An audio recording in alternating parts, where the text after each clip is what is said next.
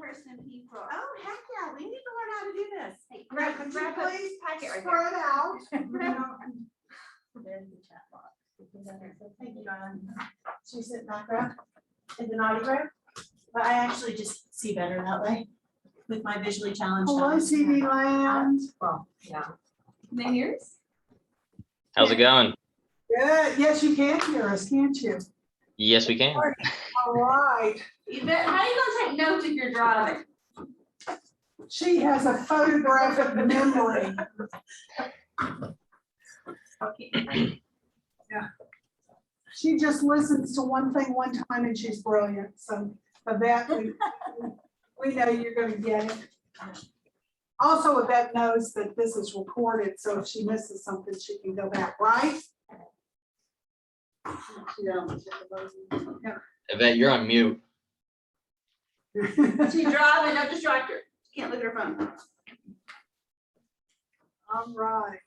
We've got about 2 minutes and then we'll go ahead and get started on this riveting subject. It's pretty interesting, you know? I did read through it this morning. Okay. Well, that's a good thing. Our compliance broker read the no, she knows it really well. You just kind of refreshed. I refreshed, yeah. That's all. She's good. So how many in TV land have read this document front to back? Oh, Yvette has. Yay, she's still. If I'd be lying if I said I did. Yeah, don't lie. It didn't help you. So that's okay. We're just giving an awareness that if you will read it, I think you'll be surprised at some of the things. Especially, I mean, the first page you fill out information, but the next pages really go over what each of the blanks mean and what it means to your. So actually, you fill out the first 2 pages. So we'll let Sherry go over it, and we'll play Heckle and Jekyll, and I'll just ask you. I'll be the heckle and ask you questions, and you all ask questions too. This Yes, is what it's please. meant to be. I don't know if today will be so much as a mastermind per se, other than just making sure you understand what the listing, how the listing agreement reads and how we fill it out. But yes, anytime there's questions, please just type it in and we will try to get with you as quickly as possible. So the people that have shown up in person actually have a listing agreement in front of them. If you are in TV land, if you could go pull out a listing agreement, if you've got one handy, or go to FMLS and print one out real quick, because you're going to want to take a lot of notes. So it may behoove you to have one sitting in front of you, because I want to talk about this in sections. And it's F101 Yes. if you need to print it out. If not, take a lot of notes, and then you better look at these and marry it together. Yeah, and if we have extras of the actual printouts, I will try to remember to put one in your mailbox after the class. So Yes. that's a exclusive seller brokerage engagement agreement, correct? That's correct. Okay, thank you. Okay, great.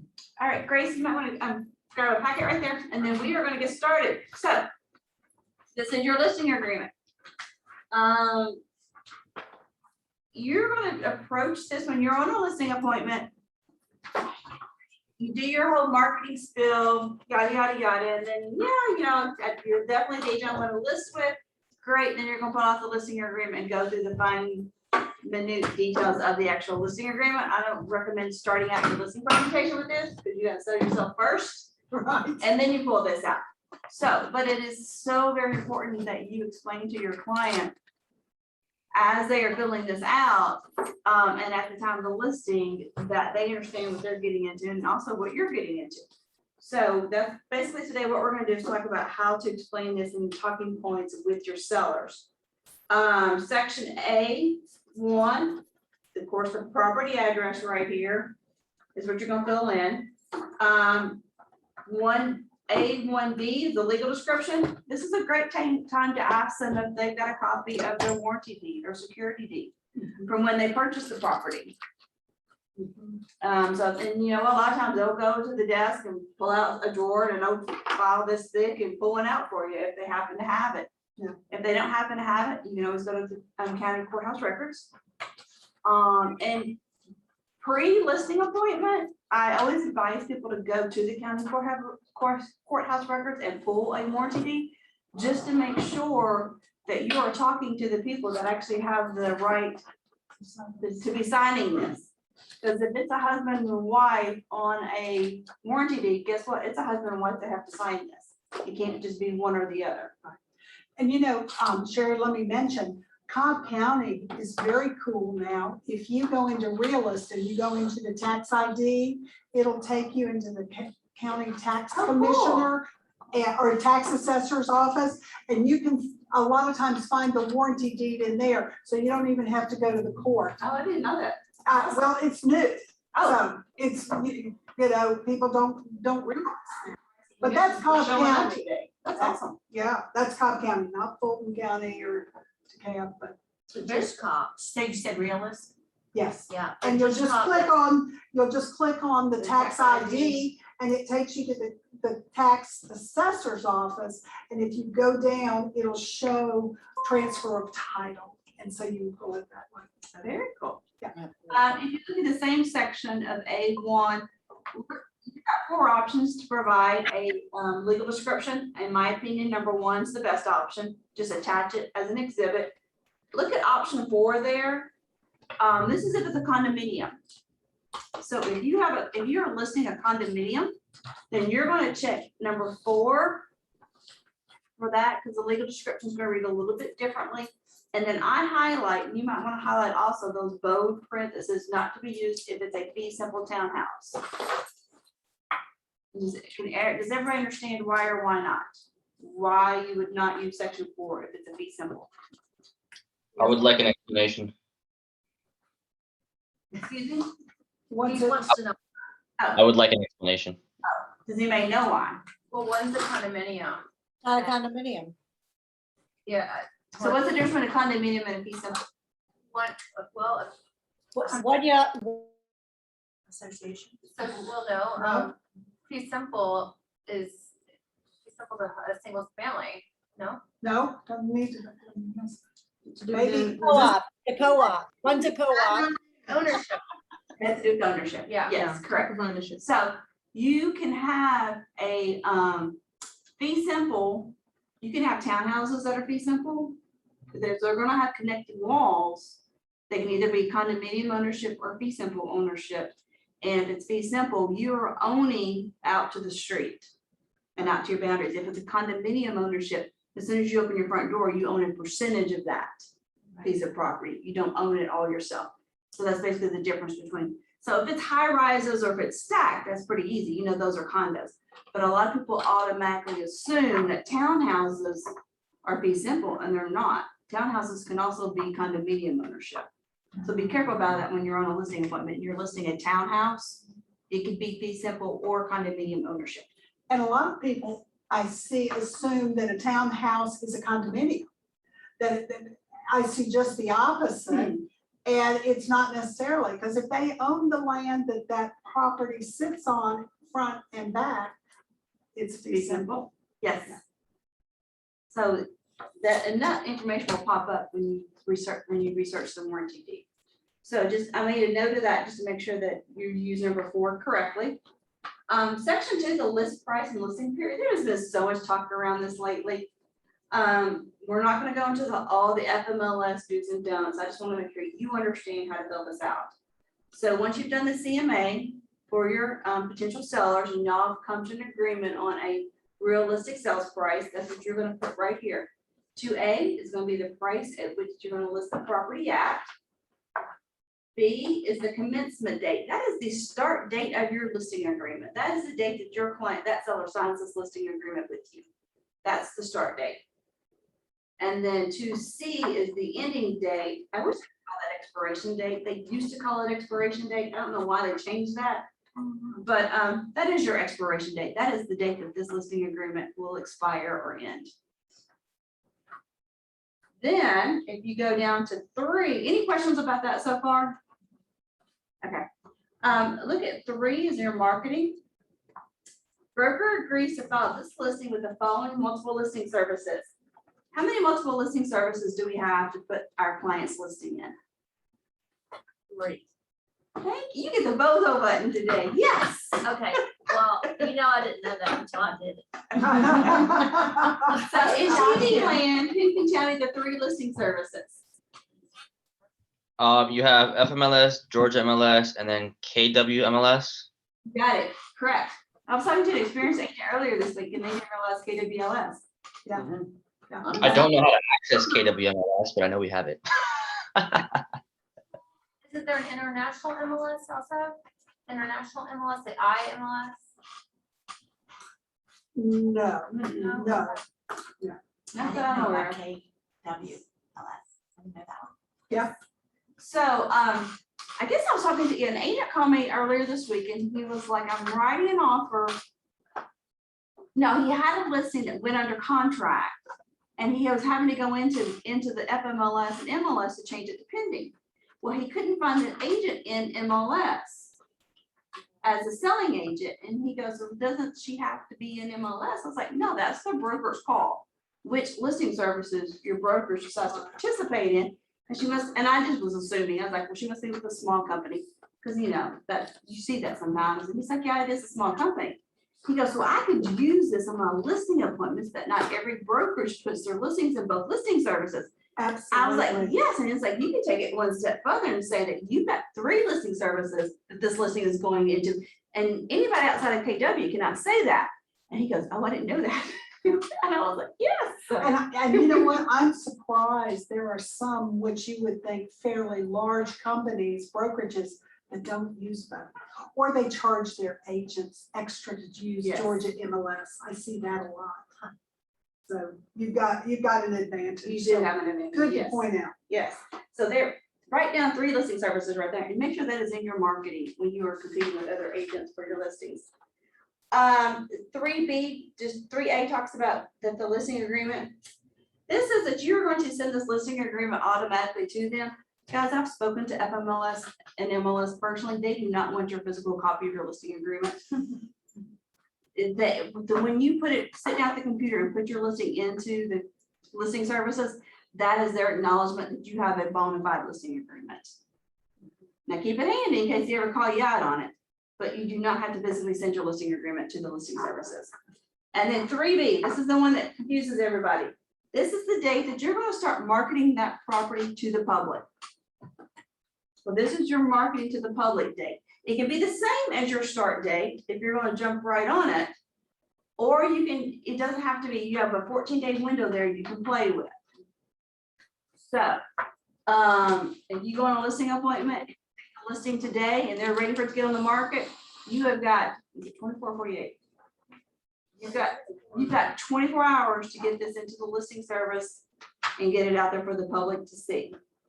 Or if you take a listing today, but maybe they're getting the house painted over the weekend, or they want to make sure and get, the yard landscaped and looking pretty over the weekend. So they need about 5 days, then you can put a 5-day start date on here, but you still need to go into FMLS and put it in there and just stick it in a holding pattern. You know what? Let's just stop for a second. I see agents that are advertising listings that they have that they are not, that they've not got a marketing date in there. They're trying to jump the gun and show what they're doing. Give me your thoughts. So you mean they're letting people in the house? Or? They're marketing it before that date. No, it is an FMLS violation to start marketing a property that cannot legally be put on the market yet for the public's view. What makes it not able to be Your available? contract. Coming soon, yeah, I mean, like, if you are going on a listing appointment today and they sign it today, but maybe they want to wait till next weekend to start putting it on, letting the public in and looking at it, you can go ahead and put it coming, you can go ahead and put your sign in the yard and put coming soon because you've got a bona fide listing agreement. Okay, You just cannot let anybody cross the threshold. And you cannot start marketing that listing to anybody outside of these 4 walls. Yeah.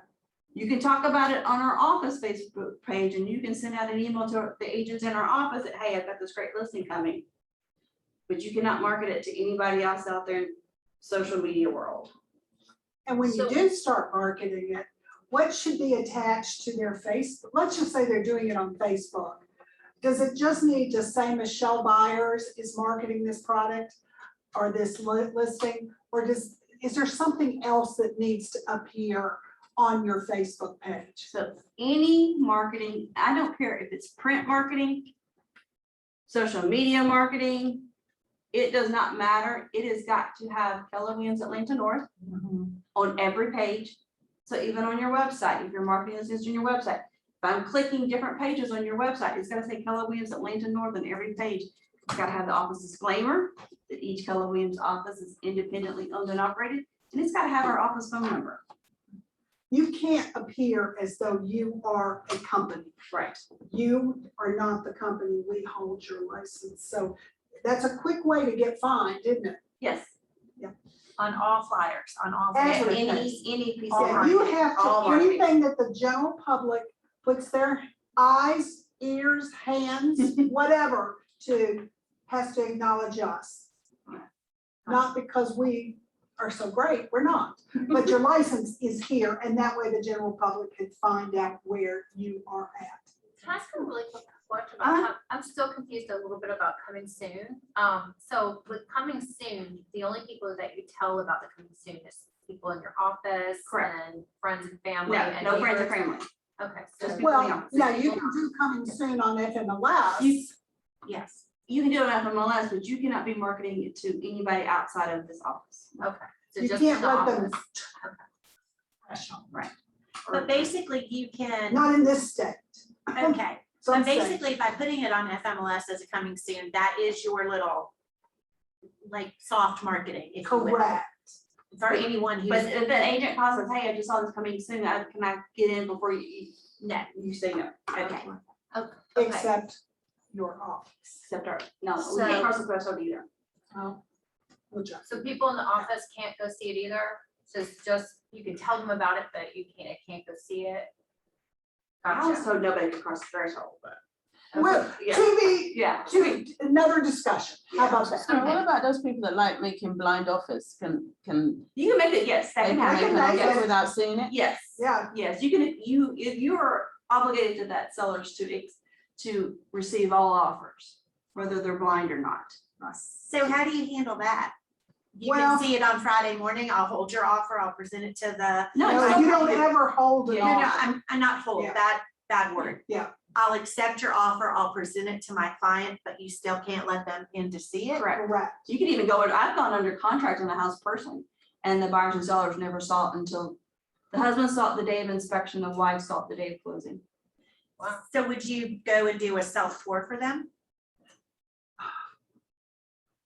You know, Not before, I don't think not, I would. not in the coming soon. Not, okay, not before that day. Okay.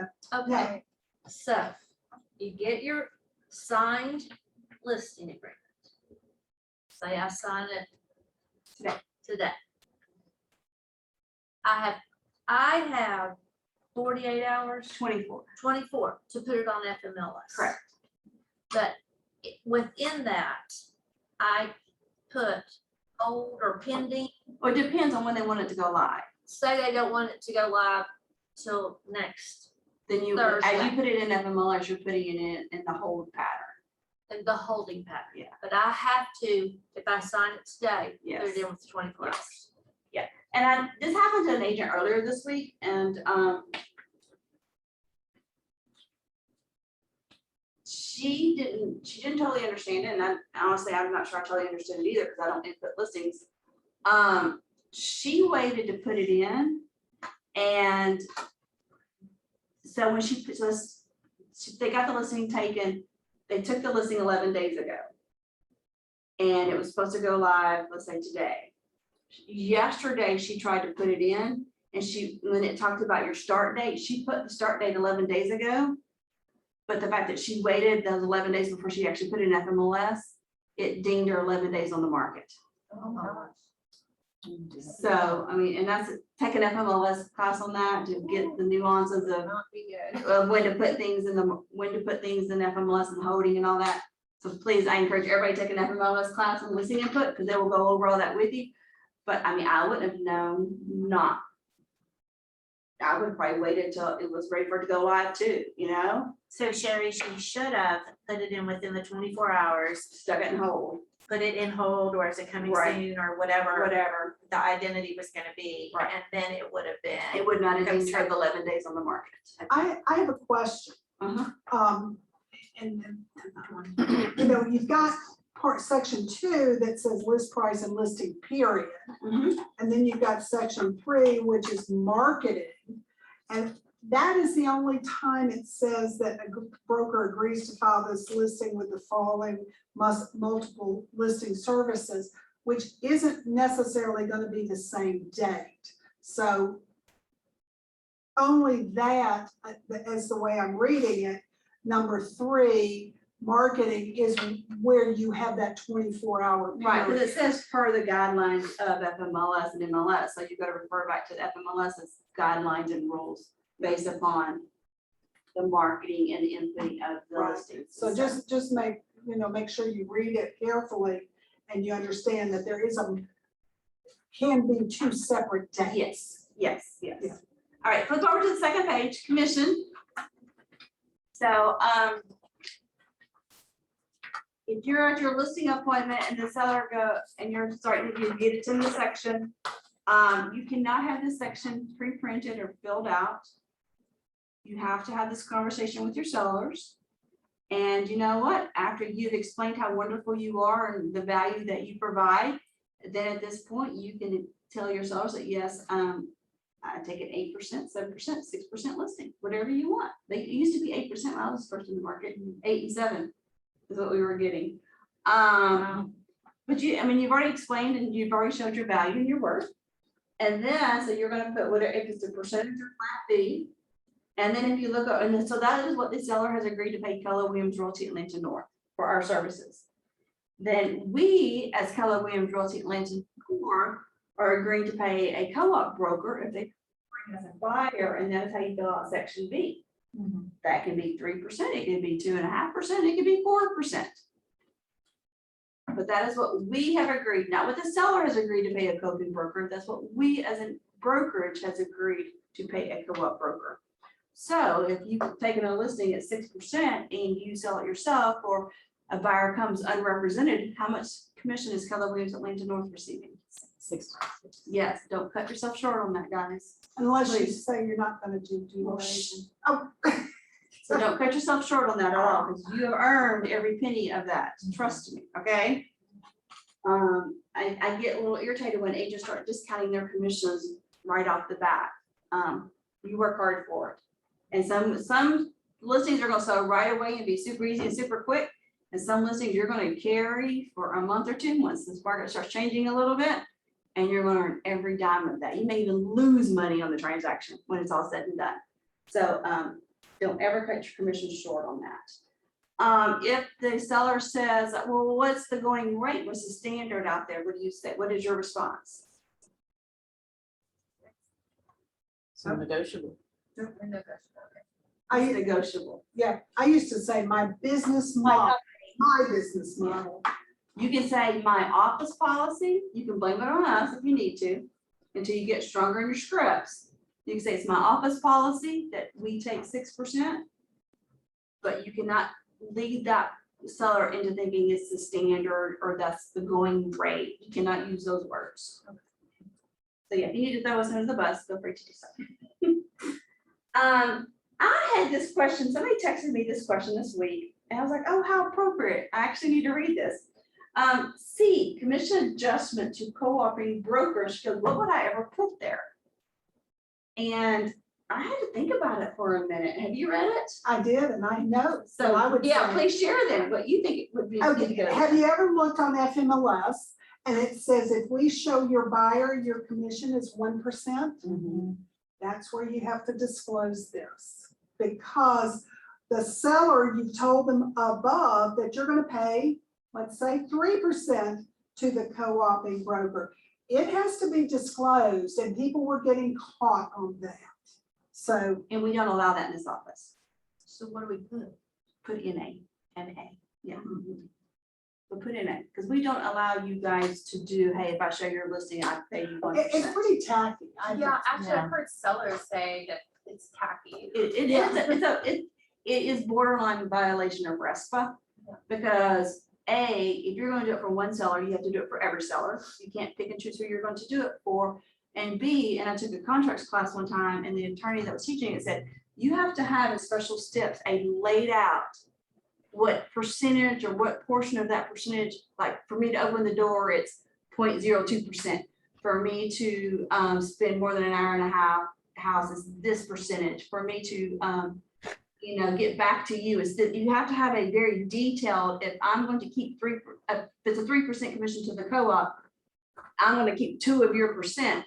I need to have it very detailed, explained out why I'm keeping 2% of your commission and what that looks like. And you've got to do that on every single listing appointment and listing agreement, whether you go that route or not. We have just decided in this office that we don't allow it. And you know what? Who are we working for? The seller or ourselves? Seller. Exactly. So I was thinking that there, and I thought maybe this might be a scenario for this section, and I don't know, Michelle asked me if this would apply too, is what if you are, you're on a listing appointment and the seller just happens to mention that, you know what? My neighbor has already seen the house. They may be wanting to write an offer. Would you maybe put the neighbor in there? If they No. showed up with an agent No, because later? it says commission adjustment to cooperating broker. You could put neighbor information in special steps. Okay, Yeah, if they say I have one that I. but what if the neighbor came with a broker? Would that not fit there too? Possibly, possibly, good point. I think I'd have that discussion. Well, is your neighbor going to have a broker? Broker, right.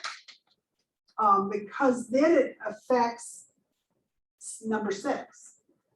Which we will get to in just a second. Yes. Yeah. So yeah, I would say for the most part, guys, you're gonna put NA in that spot for the most part. Unless y'all come up with a situation you think you might need it, text me, email Michelle, and we will let you know. D, if there is any possibility that these sellers might be open to a lease, fill this out. If not, just put NAs and zeros there. I mean, really, truly, I think I would fill this in regardless if there's even, because some of mine, I know that they might be open to a lease, who knows? So discuss what you would charge them if this went into a lease situation. I always charge, there's no standard of going rate. I always charge 1 month's rent for my commission. Is what I charge when I did leases. I agree. And I always gave the co-oping agent 60% of that, whatever it was going to be. If it was $1,000, I was paying that co-op agent that brought me a tenant $600.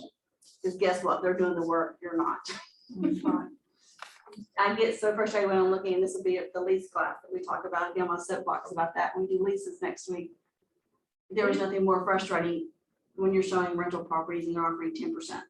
Would for D, would that be okay if, for the number sign, you put NA and then as follows, 1 Yeah. month's rent? Yeah, just fill it out. Yeah. Okay, Yeah. that way. Yeah. You know, I didn't know. I've just been putting $100 because I'm thinking, Oh, You're cheating yourself, girlfriend. wow. Stop. thank goodness I've not had one. get that. Stop. You could work at Wendy's for 6 hours and make more than that. Section 5, protection period. This is the length of the protection period as the terms herein shall be.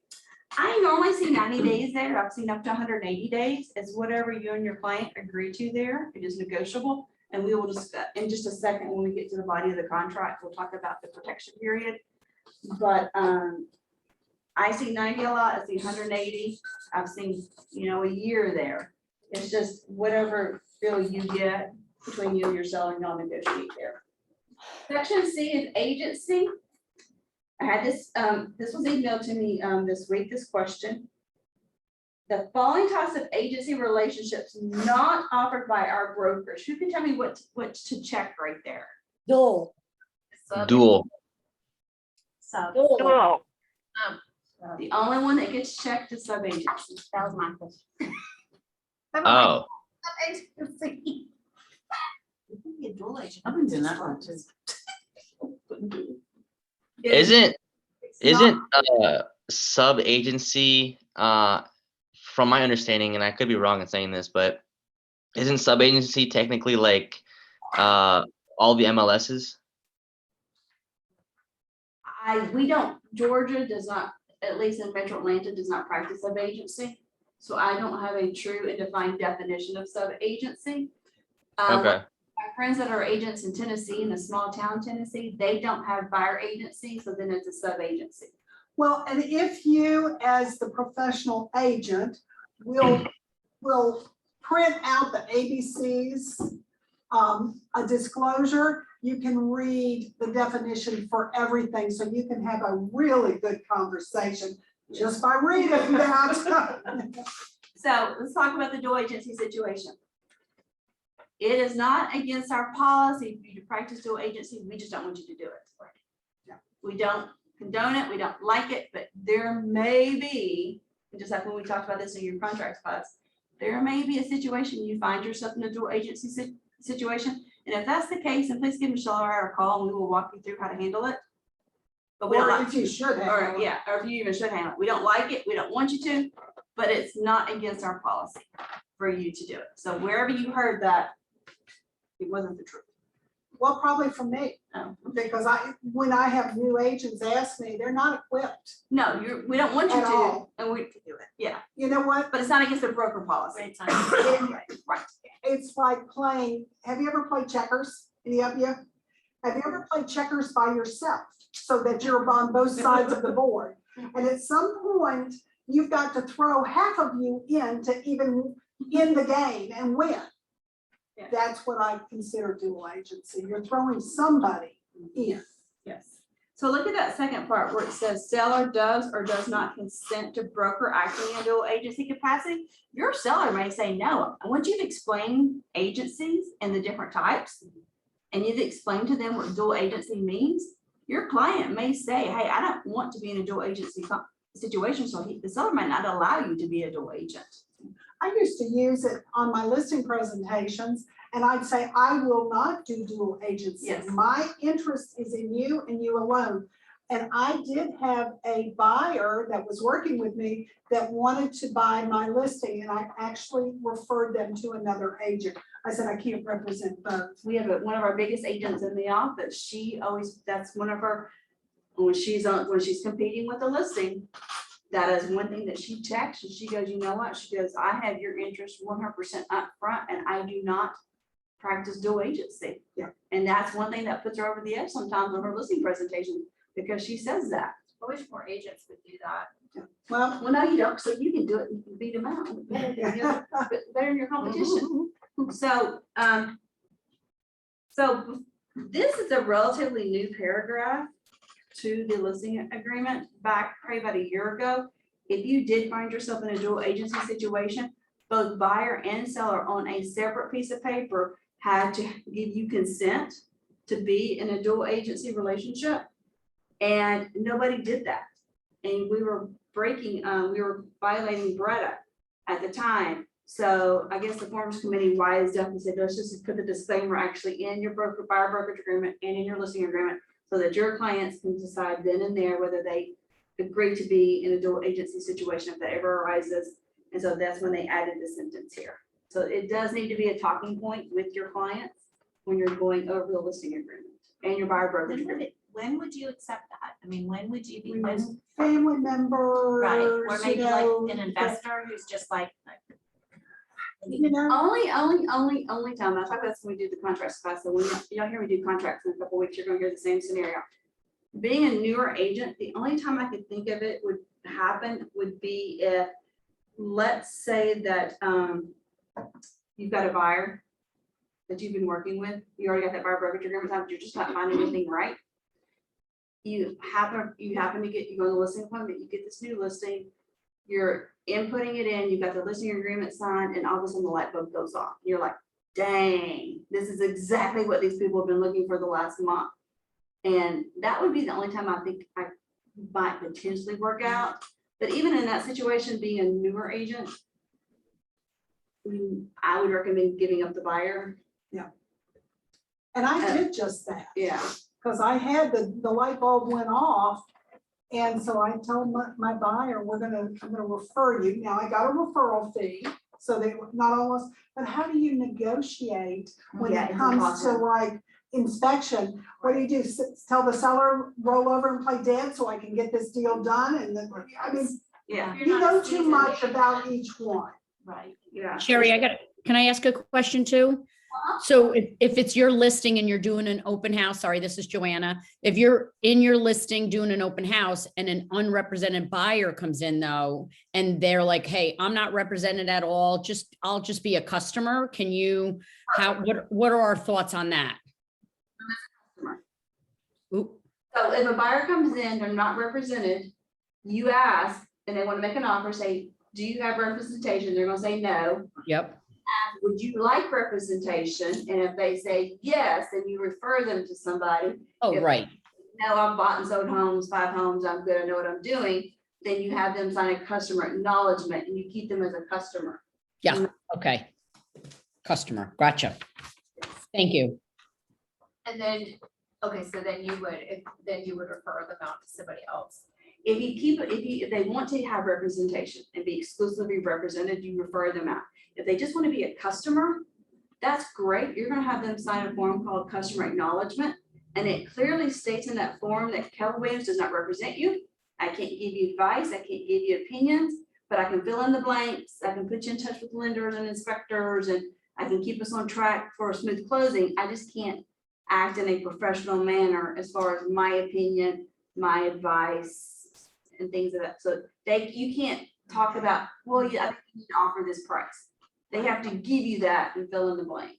But then you would kind of be a dual agent though. No, because they have agreed to be a customer, not a client. You're not representing them. You're not representing them. You're just transacting.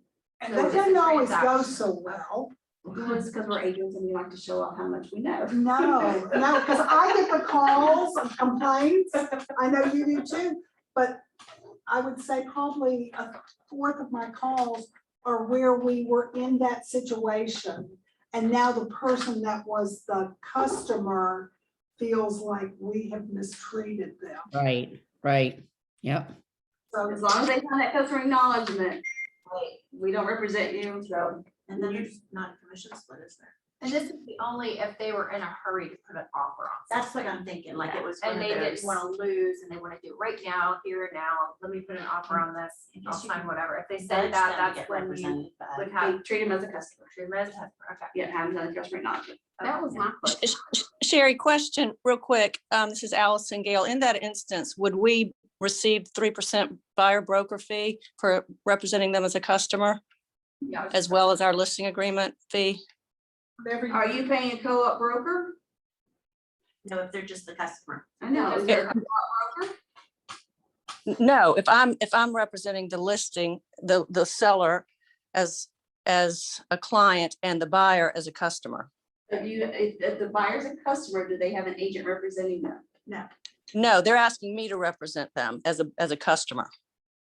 But they don't have an agent representing them, so they are a customer to Keller Williams Atlanta North.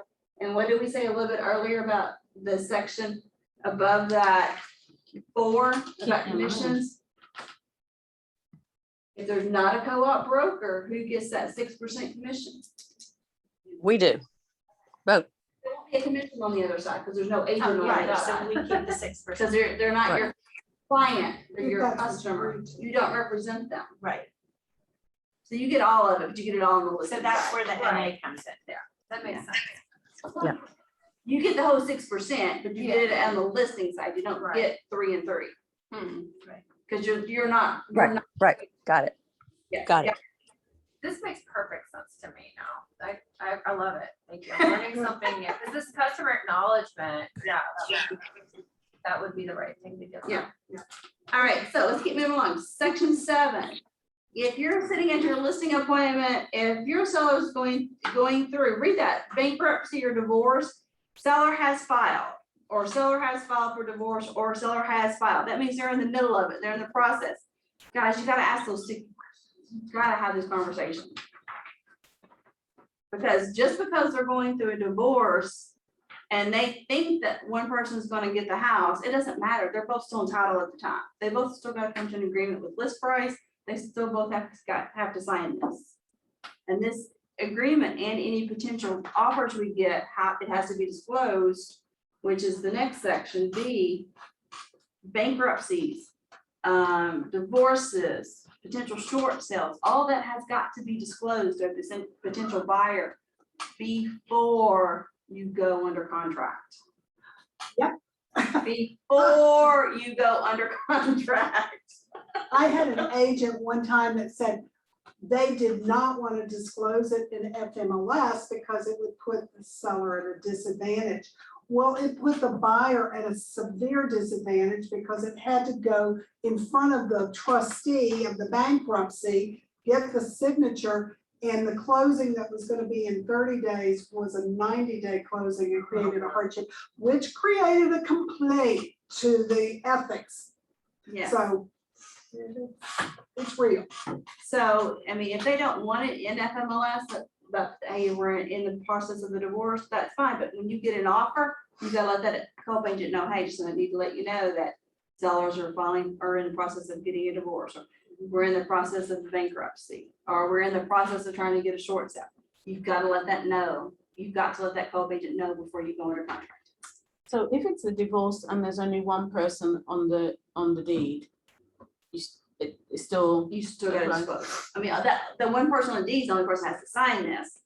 But we don't know who's gonna get the house in the divorce or how the proceeds are gonna be divvied up. I mean, who knows? Yeah, because in Georgia, the laws are different, you know, if you're married and you acquire property, even if it's one name, it could end up being split between two. But you know what, Who screwed up? the other Who's got the best lawyer? thing. Yes. Who really wants out the Who wants out there most? Right. But on 7A, number 3, what do you all think would be a reason that you would use 3? Other. And this is when a third party approval is involved, is what this section's about. Any third parties. Yeah. Third party approval.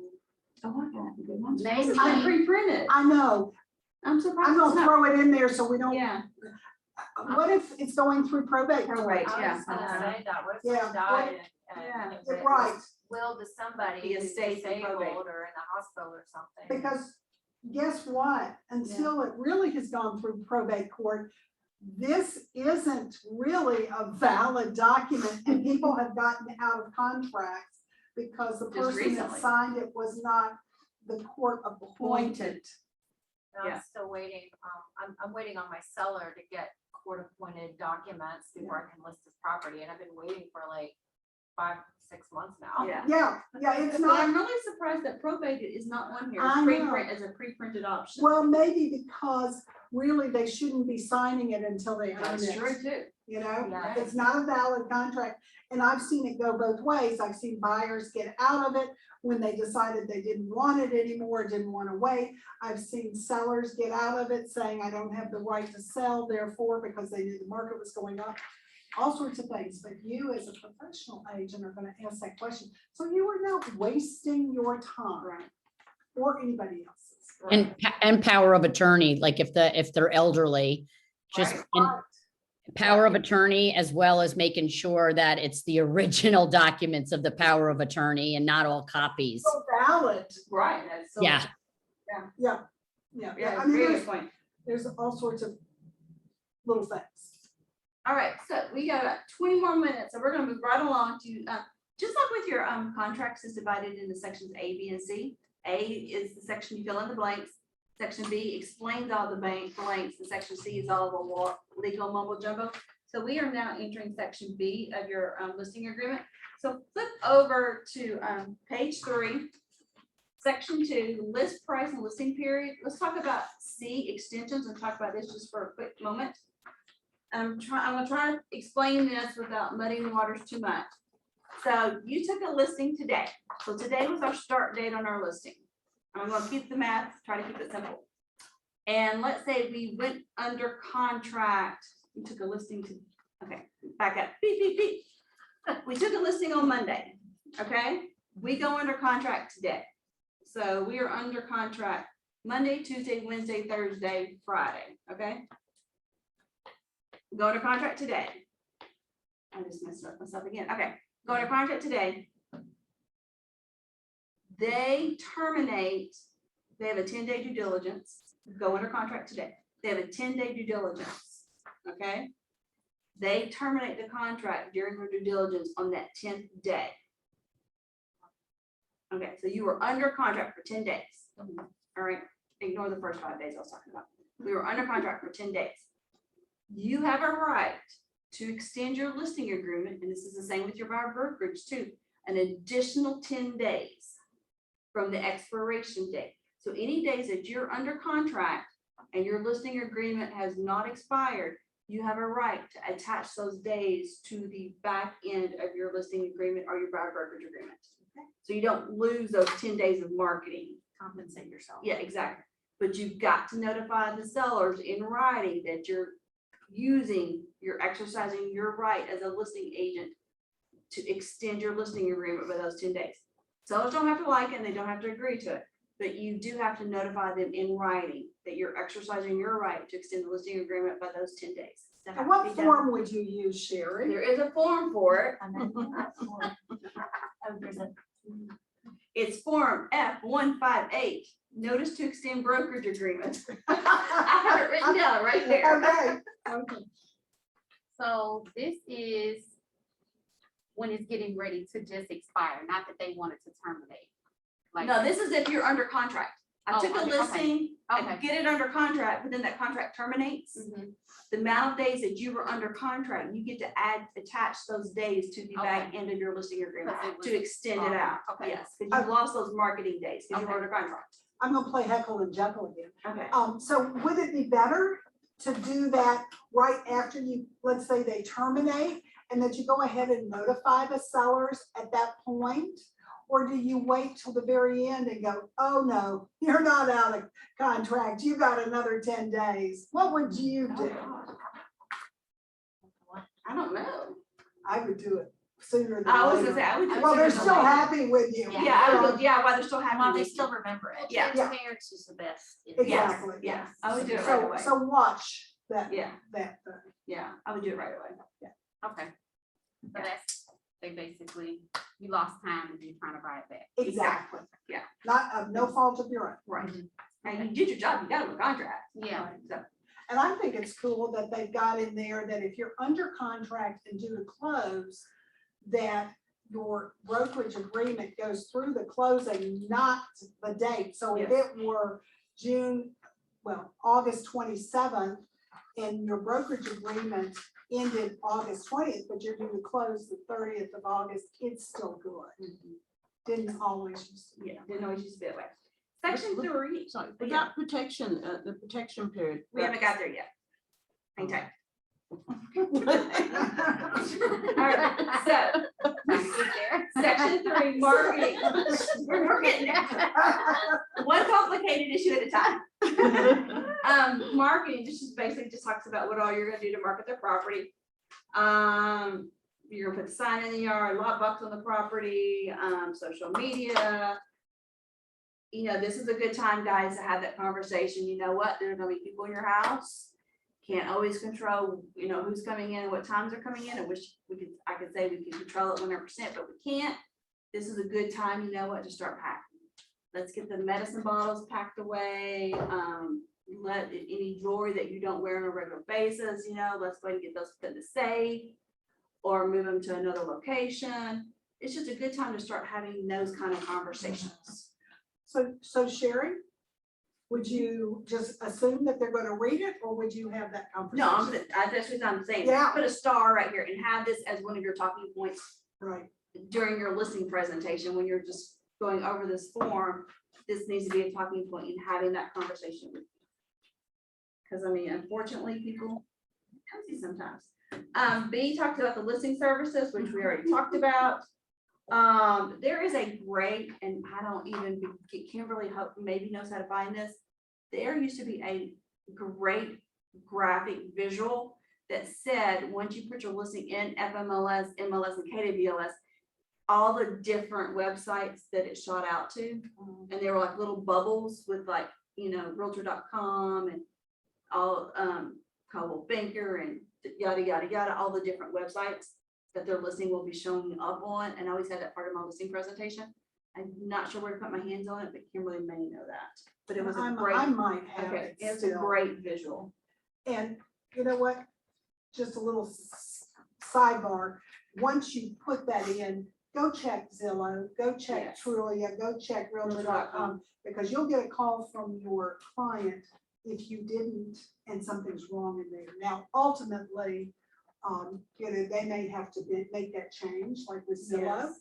as the owner. Yeah, But and check it, please. yeah, and this is also a good time. You're putting their listing in 3 different listing services. We have zero control unless you pay for the upgrades for everywhere that thing's gonna hit. You only have control over FMLS, MLS, and KWLS. Once it starts shooting out to all those other like little fingers and shooting out to all those other little websites, you don't have control over how their listing is going to look on that. You can't manipulate any of that. You can only manipulate FMLS, MLS, and KWLS. So make sure and have that conversation with them too. That, that there's normally not an issue, but just in case, we'll kind of stay on top of it to make sure it's popping up the way that it should. And kind of the other good thing to talk about is that, remember we talked about removing medicine, things like that. You don't want the whole world to see that they have a valuable Pablo Picasso hanging on the Right. wall. Go ahead and pack that up, stick in storage. Yeah, really, truly. Right. So, Yes. we have that conversation. C just talks about consent. If the seller's on the do not call list, they're giving you consent to call them to talk to them about the listing here. Lot boxes, it talks about this. Some sellers, make sure when you put a lot box on the front door, it's a secure and the lot box can't be taken off and stolen. Make sure it's secure, like with a handle or a railing, something that the lot box can't be removed and taken away. E, I always highlight this too, no marketing by the sellers. The sellers encouraged to communicate the availability of the property, sale to friends and other acquaintances. However, since you've been hired to exclusively market the property, sellers shall not, with respect to the sale of the property, prepare or distribute marketing material, hold open houses, or put up signs regarding the property. That is your job. Remind them that that's what they are paying you to do. They can have friends over and they can have neighbors over all they want to talk about and look at the house. But your job is to have the signs in the yard and doing the marketing material. So just remind them that that's what they are paying you to do. Flip over. Now, section 5, protection period. You ready, Grace? And people in TV. Okay, we got 10 minutes to make this very muddy situation clear. Protection period. Remember, I talked to you on the front page. I normally see 90 days there. Sometimes I see 180, sometimes it's longer, sometimes it's shorter. This is the amount of time that after your listing has expired, if a potential buyer comes back and decides they want to purchase the property, your commission is protected. Plain and simple. All right. If the seller has unilaterally terminated your listing agreement, that protection period is to protect your commission. If a buyer saw the property, was a potential client, potential offer during your listing agreement, you're protected for that. Your commission is protected for those 90 days. Now, here are some caveats. If your listing has expired and they relist, you're not protected. All right. If your listing agreement is mutually terminated, meaning both you and the sellers agree to part ways, that protection period disappears. It's only if they It's terminate only on if their they sign side. a unilateral. If they sign, if they call you up and say, you know what, I'm just not happy with your services, I want out, that's a unilateral. Y'all didn't have a meeting of the minds. You are protected. You are protected. You are protected if the seller unilaterally terminates the contract. If it's a mutual termination, you are not protected, because y'all both agree to part ways. And there will be times in your career where you want to part ways, trust me. But if they You'll pay relist, You'll get, please just go away. but if they relist after your listing expires, that 90 days doesn't count. Does not count, no, because you didn't get it sold. So, I mean, in the seller, and this can happen, it's happened before, an example of a unilateral termination is that a buyer saw the house while you had it listed, and then the buyer and the seller start talking and negotiating behind closed doors. And then like, you know what, I can save some money if I can just sell it to you straight up. I'm gonna terminate, I'm gonna tell the agent I don't need them anymore, and I can work out a deal here. And that's what it protects you for. That's what it protects you for. Makes a lot of sense. So how do you go about handling that? Well, that's You just that's tell them where what I she get said. to come in most times. Yes. And realistically, now don't be disappointed in this. What we do is we send a demand letter. If you know it, it's hard to ever know because if they had an agent and they came in, you only know the agent, you don't know The buyer's the name. buyer's name at all. And that is why, segue, never share the buyer and the seller's telephone numbers. You want to keep them apart. That's when these kind of things happen. But we can send a demand letter. But are you wanting to pay money for an attorney to go after, it's like getting blood out of a turnip? Probably not. So just use it as an informant, informing your seller, but it's very difficult. Yeah, it's hard to prove. It really is. Yeah. So- I mean, you So would don't have, get too excited yeah, about I mean, that. you would have to, if you are suspicious that that could be happening, the only way to prove it is got to close. And then you've got to prove that that buyer saw the house while you had it listed. Which you may or may not ever be able to Be do. able to prove. But yeah, but if you have that conversation, then at least you're putting them on high alert. That, yeah, I can't do tricky business with her, but she's on top of it. Yeah, you know Those what, people are worth and it we anyway. had, and I'll say this very quickly, we had a situation where that did happen. We had the buyer, and the buyer went in, they showed it, and then it ended, they ended the relationship, the buyer did unilaterally, and then bought that house later directly with the seller. So we sent a demand letter, and then they filled out a guard complaint form about how terrible this agent was, and then we had to fight that. So there's more to it. And it was dismissed, it was fine, but yeah, don't. It's not a road we Go want to go spend down. time on Yeah. somebody that's Those gonna people are worth appreciate you. No, No, Right, it exactly. really isn't. Yeah, it's not. karma. But Yeah. I'm looking Yeah, at it. exactly. And then section 5, if you look at the third paragraph, it actually defines the definition of a seller and buyer. So some people try to get fancy and they think, well, I won't buy it, I'll have my sister buy it, or I'm not gonna buy it, I'm gonna come in at it with it as a company name. So it defines buyer and seller right there. So, which is great, that used to not be there, so that was a great addition to this. Section 6 is all about agencies and relationships. We're not gonna talk about any of that because y'all already know all of that. Let's go to C. So now we're in section C of the listing agreement. This is the legal mumbo jumbo part. Real quickly, number 1, seller's disclosure statement. Is it a requirement that a seller provide a seller's disclosure statement? I had this question this week from another agent. Is it what? Not if they haven't lived in it, they do not have to have a seller's disclosure. Right? Or as is. Sellers do not There have is, seller's disclosure statement. Really? there is a seller's property disclosure that even though the seller is not living in the property, we have to inform or to disclose what is the name of those issues with the property? Sherry, help me a little bit in that one. Latent base. These sellers Yes, in Georgia is not required to fill out a seller's property disclosure statement. Yeah. So if living in the property and they refuse to fill one out, that's gonna send up red flags and let them know right then and there that, hey, you live in the property. A buyer is gonna think that there's something wrong with this property if you're not willing to fill it. So let's just wait. I know it's time consuming, but let's get this filled out, okay? It's gonna help in our negotiations. So it's not legally, they don't have to legally do it, but you should do it, right? If they're living in the property, you're going to encourage them to do it, yes. I'm sure. Okay. But The seller is legally required to disclose any latent defects. And Gotcha. a separate, that was correct. There is Okay. a separate disclosure for latent defects. I think it's like a 2-pager. The seller is required to do that if there are latent defects. Questions? No questions. All right. So if you look at this section though, guys, the seller is required to do latent defects within 3 days of signing this agreement.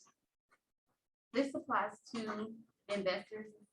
Well, it does not matter who the person is. Yes, yes.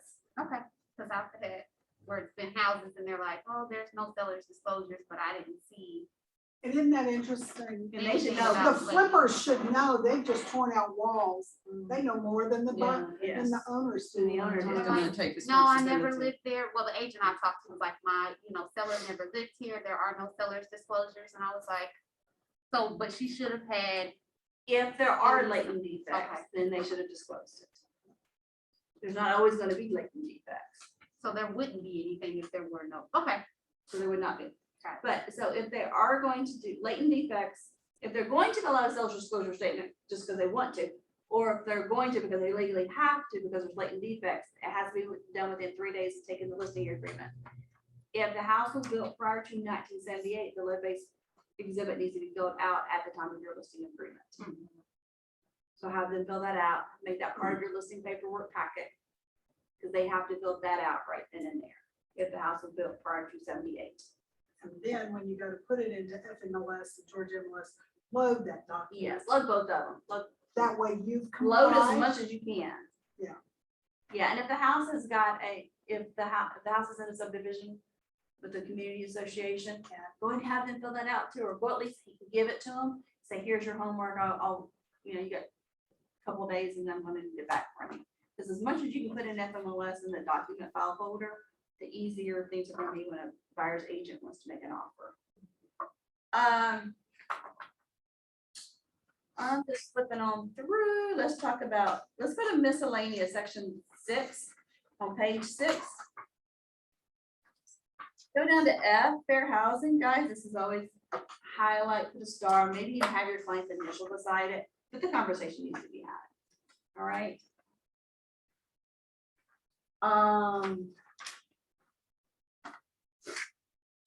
Trying to think of, does that apply to rentals as well? Yes. Any rules? Let's talk about on Which one? page 7, 6K. Okay. Because you got to have some kind of, on that listing agreement, some kind of form of communication. Because if you have nothing, then how are you going to send them offers? Or how are you going to send terminations or notices or anything else? You're required to have something. Right, so if you look on the signature page, this is where they need to fill this out. On the listing, on your contract, I'm not a stickler for it on your contract, but on your listing agreement, on the signature page, they need to be putting their address to receive notice, phone numbers, text, whatever it is that they need to be filling this out, because that is how you're going to communicate with them during this transaction that is considered legal notice. Right, because if we have to do 10-day letters Yeah. and I have nothing, I have nothing to do it on. Now, you probably had it, but it's still got to have been there as accepted through there. You are an independent contractor, it states it in here all. Let's go under, this is interesting, this rarely happens, but look under page 8, section 8, seller default. This is when the sellers could be in breach of an agreement.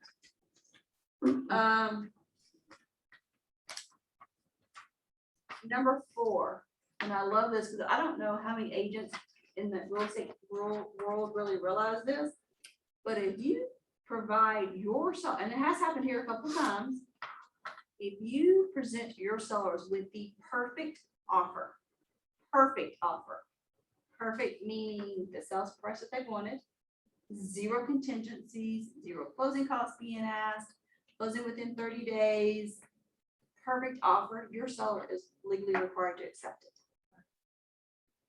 And I'm surprised a lot of people probably do not realize that. Because you've done, and if they choose not to, they still owe you a commission, because you did what they hired you to do. And then you send a demand. And then send a demand letter.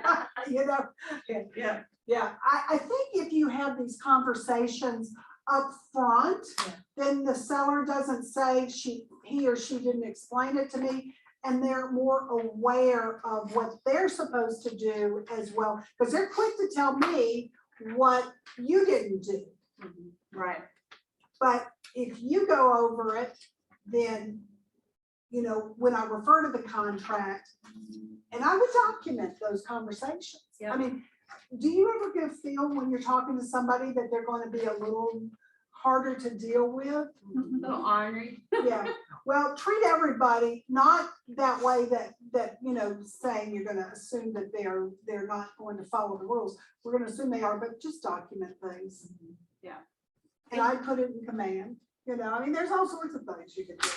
If you look on page 9, there are brochures with the recommended, and I recommend, guys, you know what, give them, go over the ABCs of agency. If this house was built prior to 78, you are legally required to give them the lead-based paint pamphlet. If there's potential mold, give them that pamphlet. EPA, give them that one, got radon. Always give them the protect yourself when selling real property, because you just never know. If it's a short sale, then you know what, give them that pamphlet too. There's all kinds of great information and brochures that can do the talking for you. So use these tools. And then any exhibits that you're adding to this, if the legal description is going to be added as an exhibit, do that. If the lead-based paint exhibit, you need to check that if we're going to need that. Cross through retainer fees. We don't do retainer fees here, so you will never run across that one. On the signature page, we talked about, you know, making sure we have all the seller's information there. Guys, all the brokerage information is legally required to be filled in too. I can't tell you how many listening agreements I'll look at and our agent failed to put in our brokerage license number. I'm like, oh my gosh, gotta go back and fix that. Because your client needs to know how to reach us just as much as we need to be able to reach them. So we've got to make that available to them. I have attached, and I don't know why, but you guys are gonna be different because you're gonna start out learning this the right way. Always include the next two with your buyer brokerage or your listing agreement packet, and that's the affiliated business disclosure and the wire disclosure.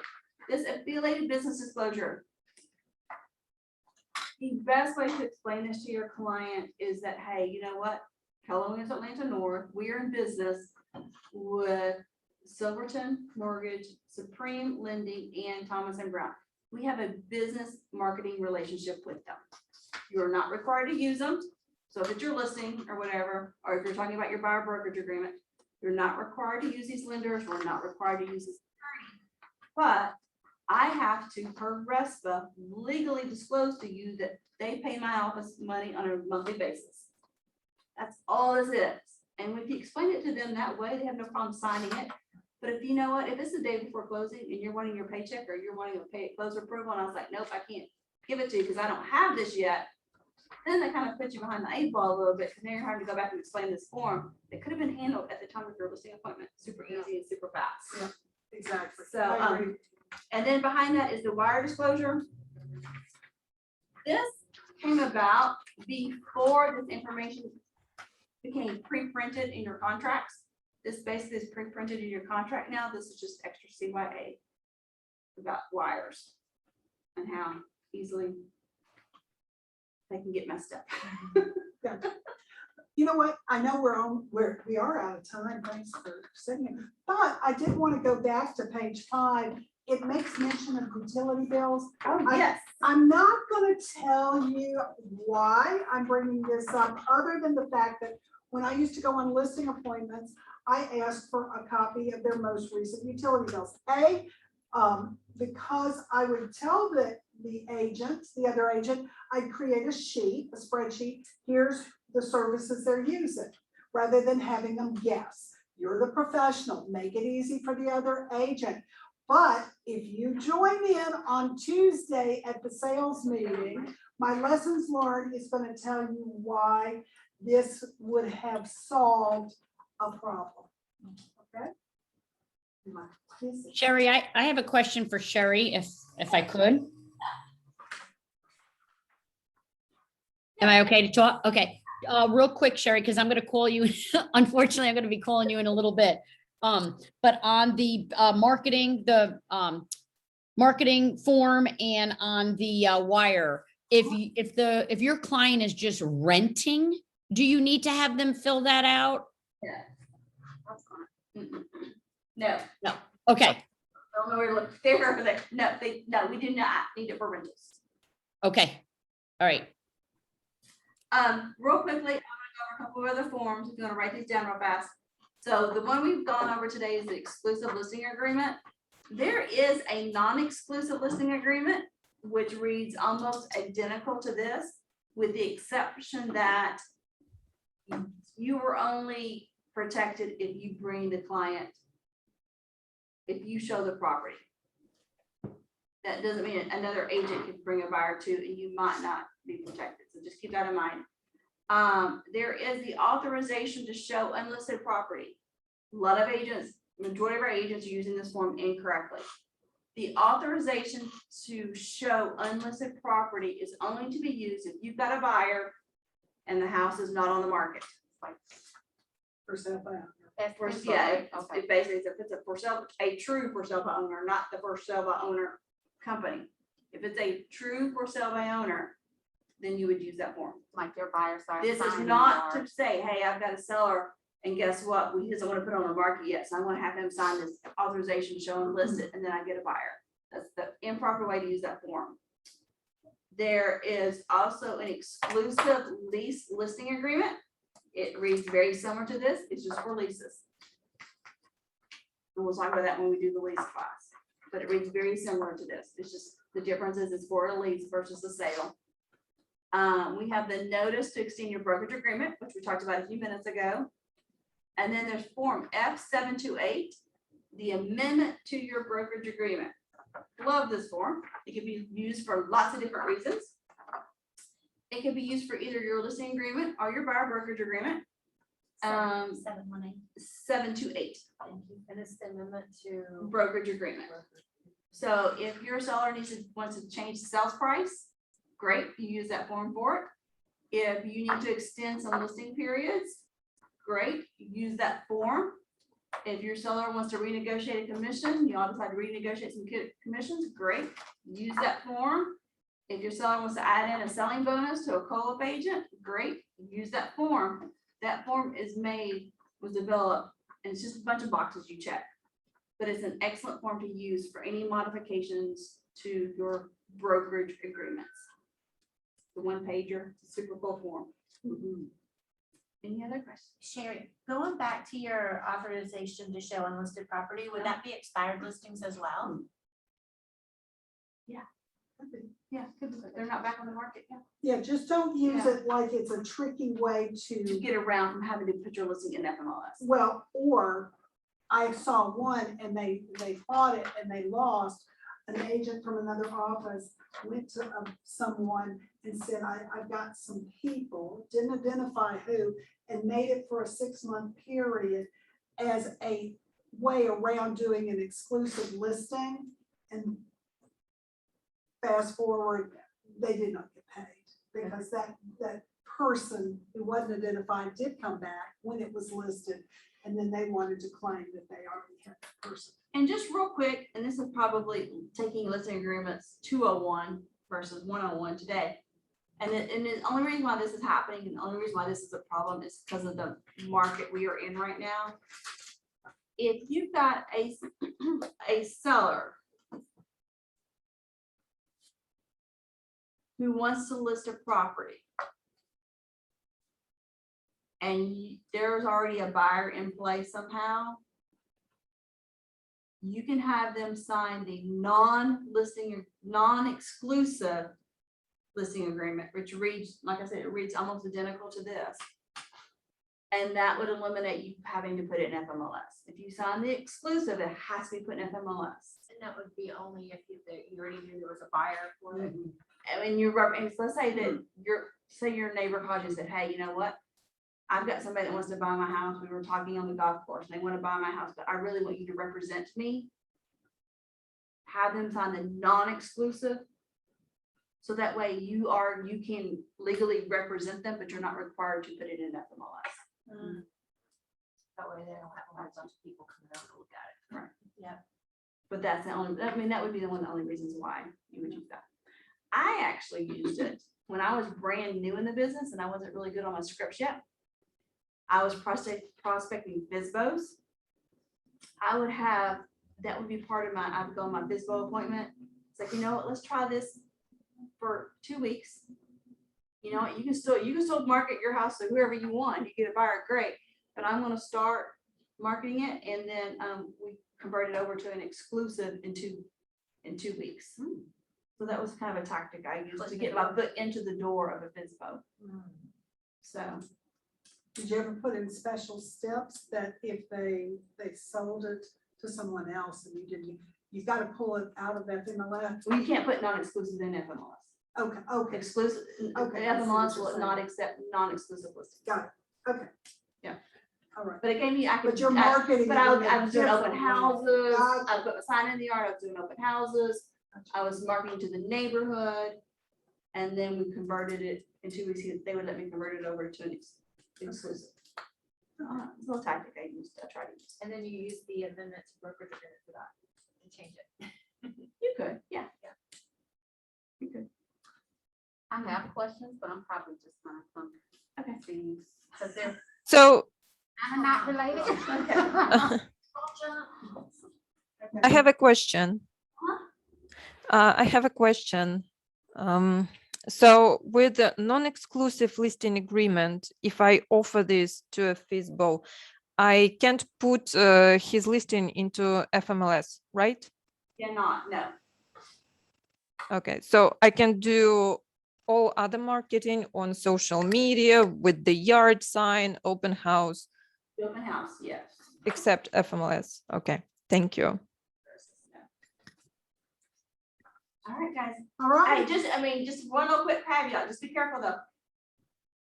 You are not 100% protected with the non-exclusive, hence the word non-exclusive. So just be careful with that. You're not 100% protected. So you do run that risk. Thank you very much to Sherry and Michelle. Hey, You're bye. welcome. Thank you. Goodbye, TV land. Thank you very much.